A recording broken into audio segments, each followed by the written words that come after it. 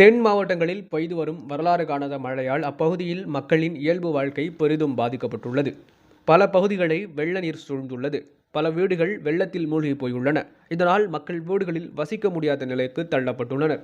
அடுத்த 2 நாட்களுக்கு கனமழை பெய்யும் என வானிலை ஆய்வு மையம் எச்சரிக்கை விடுத்திருப்பதால் மக்கள் செய்வதறியாது தவிர்த்து வருகின்றனர். இந்நிலையில் தூத்துக்குடி மாவட்டம் காயல்பட்டினத்தில் வெள்ளத்தால் பாதிக்கப்பட்ட மக்கள் அருகில் உள்ள பள்ளிவாசல்கள் மற்றும் இஸ்லாமிய நிறுவனங்களில் தங்கிக் கொள்ளலாம் என காயல்பட்டினம் முஸ்லிம் ஐக்கிய பேரவை அறிவிப்பு வெளியிட்டுள்ளது.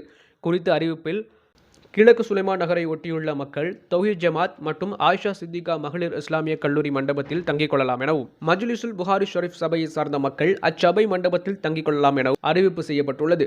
மேற்கு பகுதியில் உள்ள விஷாலட்சுமி அம்மன் கோவில் தெருவை ஒட்டியுள்ள அனைத்து சமுதாய மக்களும் பெரிய நெசவு தெருவில் உள்ள ஹமீதா பெண்கள் மதர்சா மண்டபத்தில் தங்க வைப்பதற்கான ஏற்பாடுகள் நடைபெற்று வருகிறது. மேலும் காயல் மத்திய பகுதியை ஒட்டியுள்ள மக்கள் ஜலாலியா மண்டபம் மற்றும் மொய்தீன் பள்ளிவாசலில் தங்க வைப்பதற்கான ஏற்பாடுகள் நடைபெற்று வருகின்றன.